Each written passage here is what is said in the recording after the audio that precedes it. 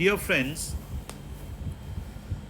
today I start again my discussion of linear algebra. There have been several requests on these comments which I get that I should start discussing linear algebra again. So here I start a series called Linear Algebra Minis. And today's topic is a very simple topic, matrix multiplication. And here I'll tell you something new about matrix multiplication in the way which Gilbert Strang had recently discussed. Now, when I was a student, undergraduate student, matrices came much before actually learning about linear operators, and which is a very wrong thing to do, I would say. What happened was, it was as if matrix was an array of numbers and you were playing some games with it. And one of the games was multiplication of two matrices. Remember, we had no idea what a dot product or inner product of two vectors is. We had no idea of vectors. When I am talking about my time, actually, I have no idea what you do at undergrad level at this moment because I don't teach linear algebra. So I love the subject. But the whole idea is that we were taught that, okay, you take this to array of numbers, you're playing with it, you're adding it, subtracting it, and then, of course, the next step is multiplication. So if you can multiply two numbers, why can't you multiply array of numbers? That's the question. Of course, when I was told about what the multiplication is, the step one was that the number of columns of A must match the number of rows of B. And I wasn't told why it was so. Okay, let us see why it is so. Let us take two matrices, A and one matrix B. So matrix A is a M cross K matrix which has M rows and K columns, and B is a K cross N matrix which has K rows and N columns. So when you make their product, they should become, I was told, an M cross N matrix. Why? I had no idea why it should be. So I was told that the I and jth entry, so the entry in the ith row and entry in the jth column, which we will write as Cij for the product C of A into B, is of the form, you sum over the R, AIR into BRJ. R is from 1 to K. And when I was a student, we were more bothered about how to write the sequence of the indices correctly. Okay, this R must be between this I and J's, and we'll put the A and B's, and kind of, rote learning. You don't really understand what's going on. It's a game that you have been told and you have to keep in your mind the rules of the game. And this magic K number seems to be cancelled off and M into N comes as the order. No. Much later on, I realized that every definition here is built on the simple inner product. Inner product is the key to matrix multiplication. We will later on know that I can look at matrices as linear operators, and I can think of matrix multiplication as if it is a composition of two linear functions. Okay, let us see. If you observe this expression of Cij, which is a number, which is sum of AIR and BRJ.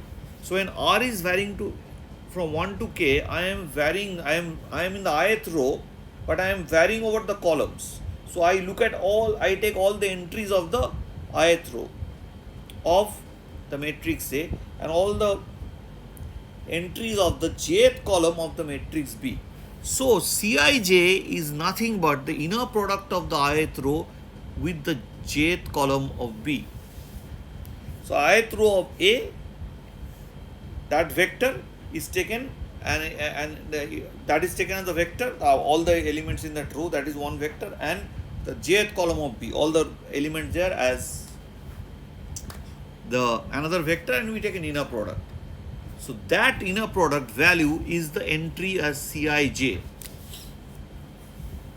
Now, what happens is that what you do this for any possible combinations of M rows here and N columns here, and that is why you get M into N as the final. That's why you get M into N number of possible numbers Cij, because with all M columns here, with each M column, you will have an N multiplication. When N columns would be having inner product. So you will have an M into N number of elements, inside that array of numbers. So the matrix will be of m cross n order. So for example, take a simple matrix which I just made up. Just while writing, I will just made it up. So let A be having entries 1, 2, 3, 4, B be having entries 5, 6, 7, 8, written in my own way, just for fun. And I want the entry C1, 2. So what is the first row of A? So I should look at the first row of A and the second column of B. First row of A is 1, 2 and the second column of B is 7, 8. So you take the inner product 1 into 7, which is 7, plus 2 into 8, which is 16. 16 plus 7, 23. But there is another way of looking at matrix multiplication. In order to do that, we should first learn how to do a multiplication of a matrix with a vector. Obviously, any vector x in Rn can be viewed as a matrix which has only one column and n rows. Please understand that whenever we will speak of a vector, we are always speaking of a column vector. So when I want to write a vector as a row, say I take x, I want to express x as a row vector, I will always write it as x transpose. So now I express it as a row. Actually, every vector is represented as a column vector. Now a matrix A can be viewed as a set of vectors. So those columns, each column is a vector, right?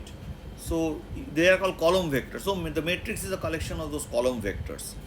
So for the ith column, there are m entries, say here, because if A is a m cross n matrix, so there is m rows, so there will be m entries. Okay.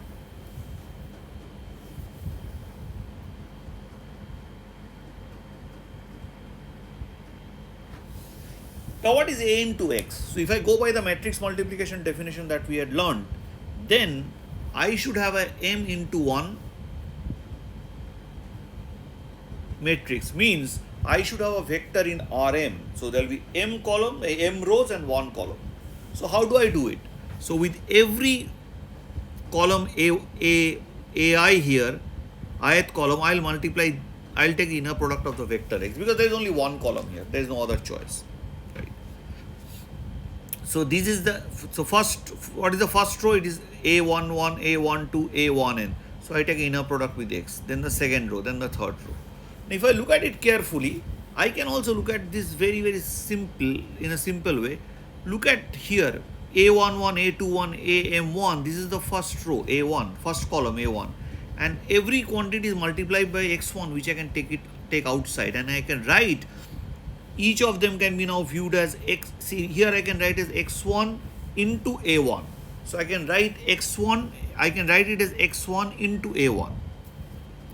So in that way, I can write this expression as a linear combination of the column vectors a1, a2, an of the matrix. So A of x is nothing but linear combination of the vectors, where the coefficients of the combination is nothing but the components of the vector x1, x2, xn. So linear combination of the column vectors of A. Now how do I multiply two matrix A into B? Please understand, if I can multiply one matrix A with another matrix B, I may not necessarily be able to multiply B with A because of that row column rule. But if I have n cross n matrix, both n cross n, then I can define A into B and B into A, and you very well know, if you have learned some matrices, that A into B is not B into A. Another way of multiplying matrices, once you know about how to multiply a matrix with a vector, is that AB is equal to, so you write the matrix B in terms of its columns, B1, B2, Bn. Now every column of B, the matrix B, is acted upon by the matrix A. So AB is nothing but AB1 is the first column of A, first column of AB, that is C. Second column is AB2 and the nth column is ABn, assuming that B has n columns, right? So that's one way. So till now it is the inner product which is playing the game. Now Gilbert-Strang is a very different approach, which turns out to be helpful. The approach is called the outer product approach. Outer product is a very different game. Now U is a vector in Rn, and suppose V is a vector in Rn, and U has components U1, U2 dot dot Un, and V has components V1, V2 dot dot Vn. So I can look at the vector itself as an n cross 1 vector. This is also an n cross 1 vector. Now I multiply the vector U, which is the one n cross 1 matrix, with V transpose, which has now become a 1 cross n matrix, because once I take a transpose, there will be one row and n columns. So UV transpose is no longer a number, it will be a n cross n matrix, because you multiply a n cross 1 matrix with a 1 cross n matrix, giving me a n cross n matrix.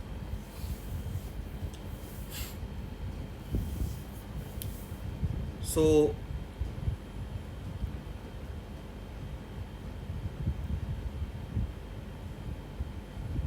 this is called outer product in contrast to inner product. Inner product is written as U transpose V. So when you write U transpose V and use the laws of multiplication, you will actually get the inner product. So in contrast to the inner product, which gives me a number, the outer product gives me a matrix. But let us see what we do.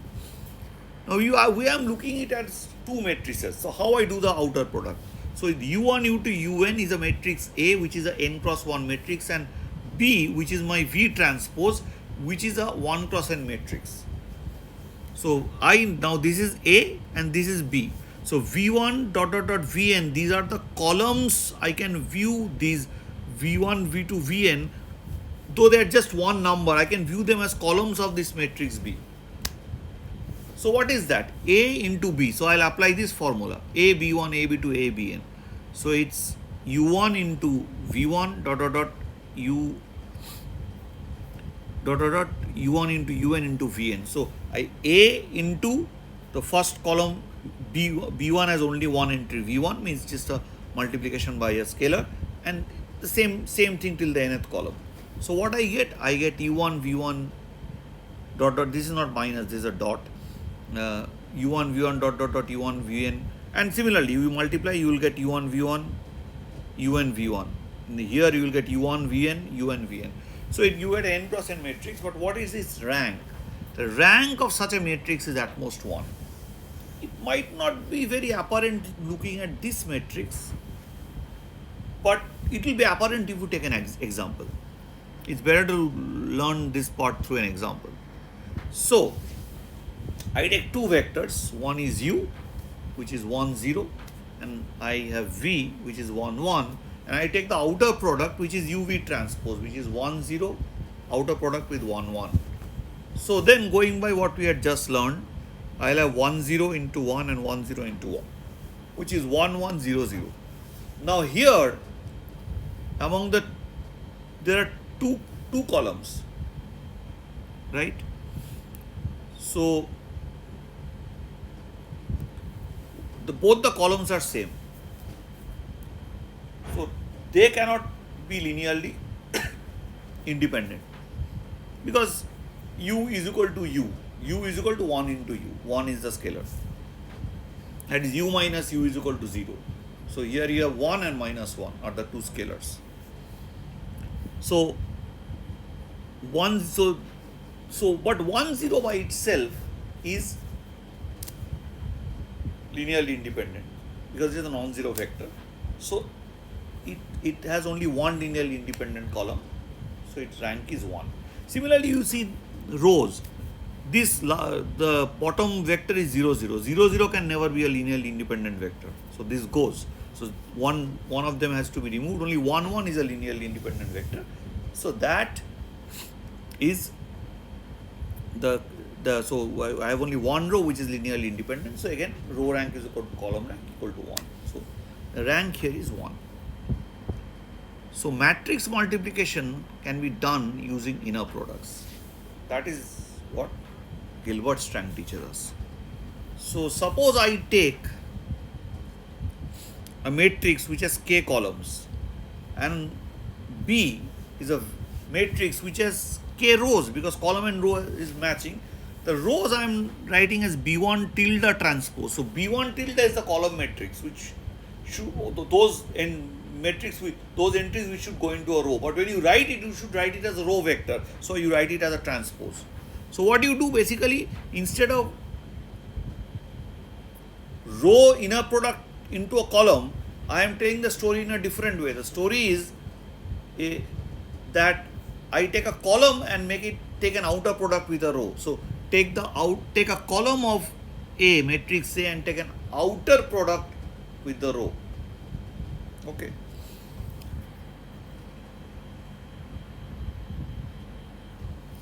So take a column of the matrix A and take an outer product with the row of B. Take the first column of matrix A, take the outer product with the first row of B. And then keep on doing it, right? And then add the whole thing. So C, the product of AB, is first column of A, outer product with the first row of B, plus second column of A with the second column of B, and so on and so forth. Let us look at the matrix. Two matrices. This also I have made up. I have not been copying from some books. If some other author has used it before me, I am very sorry. I do not know. While just working on this lecture, I just made it up. So just please forgive me. I think, and sorry for this particular. This unfortunately came in while I was writing this cross mark. So AB is AB's first column. A is 1 0 1 1 0 1, B is 1 3 2 4. These are the columns. So now the first column of A is 1 1 and the first row of B is 1 2. So I take the outer product, and then plus the second column of A is 0 1 and the third and the second row of B is 3 4. I take the outer product. This will give me the matrix 1 1 2 2, which 1 1 into 1 and 2 2 into 1. You know how to do it now. Plus this one would give me 0 3 and 0 4. Now you add them up, you will get this matrix as the product. That's it. Now you might ask you, why won't you want to do it in such a way that a product of two matrices can be written as the sum of rank 1 matrices? What is the advantage of that? Because this writing actually immediately gives me a majorly beautiful way to express what is called the spectral decomposition of a matrix in terms of its eigenvalues and eigenvectors. Expressing a matrix in terms of its eigenvalues and eigenvectors. This is a very, very important result in matrix theory, and that result can come out very simply if you take this outer product approach of Gilbert-Strang. Gilbert-Strang is of course extremely popular in India among the Indian audiences of linear algebra. I would suggest that go and listen to his talks, and here I would try to take things which are interesting even from Gilbert-Strang's talk, and maybe they would need a more detailed explanation. I will try to do that. So like many of you, I am also a big fan of Gilbert-Strang. Forget these lines. So let us try out the other method that we know. So A into the first column of B, which is the first column of AB, A into the second column of B, which is the second column of the matrix AB. So AB is this. A into the first column of B, A into the second column of B. That will give you the same matrix as the product. So voila, as the French would say, we are done. Now let us see where lies this spectral decomposition business. So let us take a n cross n real symmetric matrix and most of you know what are eigenvalues and eigenvectors. So an eigenvector is a non-zero vector in Rn, right? Such that A of u is nothing but a scalar multiple of u, and that scalar is called the eigenvalue, eigenvector and eigenvalue. So for a symmetric matrix, we can show that we can create a system of orthonormal eigenvectors. Orthonormal eigenvectors are such that they are perpendicular. Any vector ui, any eigenvector, the ith eigenvector is perpendicular to the jth eigenvector, that is their inner product is 0 or dot product is 0, if I is not equal to j, and if I take the dot product with itself, it gives me 1, that its length is equal to 1, this distance from 0 is 1. This is nothing but norm square. So when you have a set of orthonormal eigenvectors, let us see what we can do. Now we write U as a vector, as a matrix, n cross n matrix whose first row is U1, second row is U2, third row is U3, and nth row is Un. This forms what is called orthogonal matrix with the property that UU transpose equal to U transpose U equal to I, the identity. Now let us do the matrix multiplication AU. Now you see the two types of matrix multiplication that we had learned. One is taking one matrix and forming the columns by doing the multiplication with the column vectors of the other matrix, and the outer product. These two approaches will combine to give us the spectral decomposition. So A of U is nothing but how to get the product? I multiply A with the first column of U, multiply with the second column of U to get the second column of AU, and to get the nth column of AU, I multiply A with the vector UN, which is the nth column of U.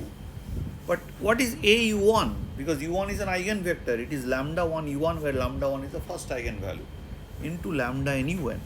Now here lies the trick. Here is the observation. You can now write what is lambda 1 U1. Suppose I write the matrix U as U1 U2 UN, right?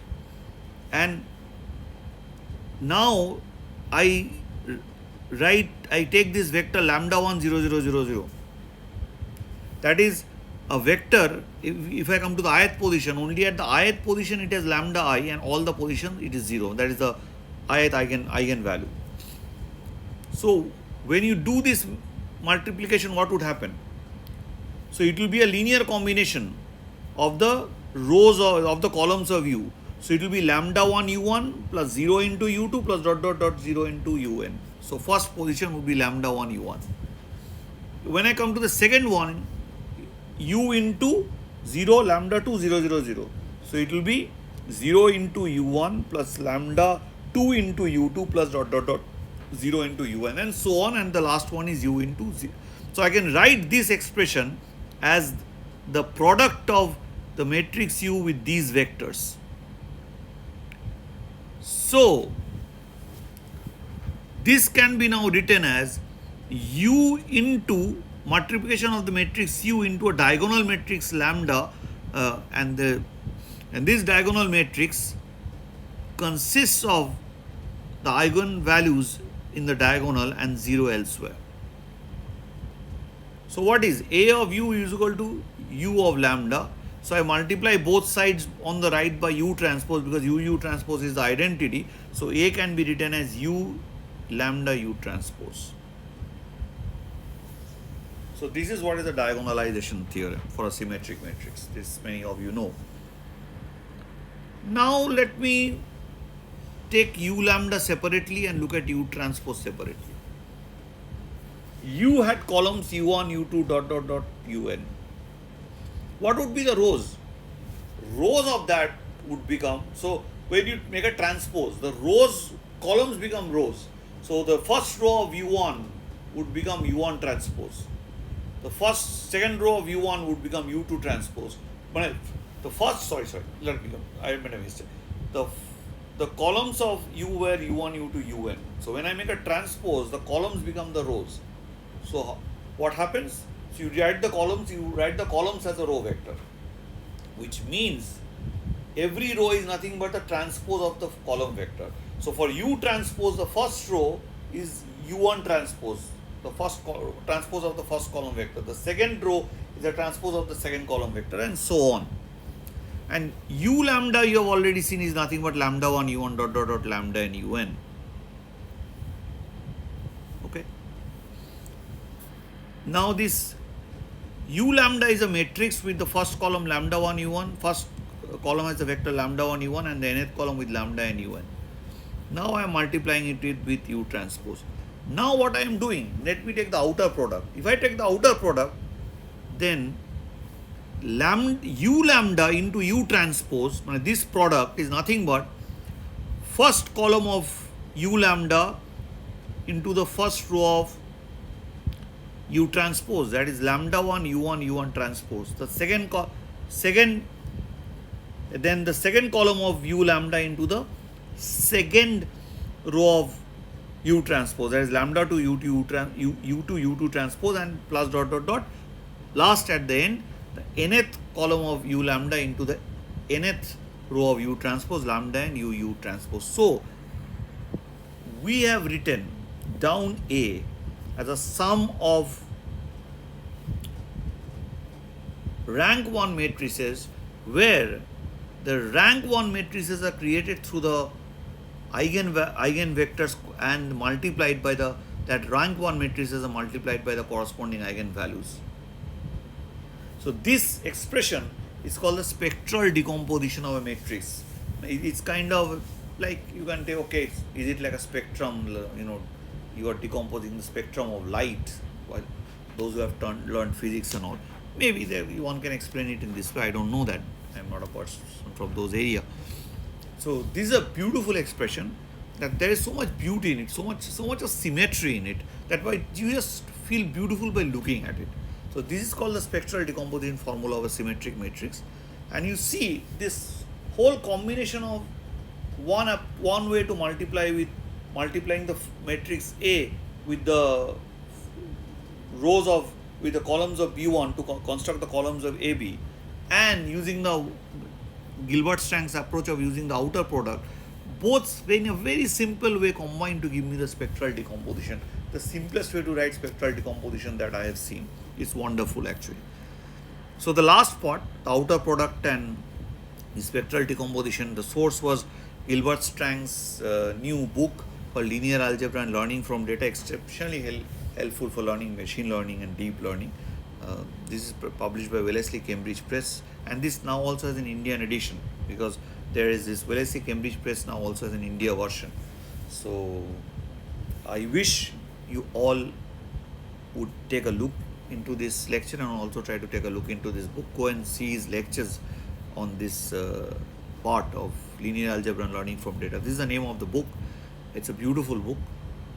I would discuss it in 1 or 2 days. I'll discuss about 2 books of Gilbert-Strang, and maybe that will help you to decide. Thank you very much. Hope you have enjoyed it.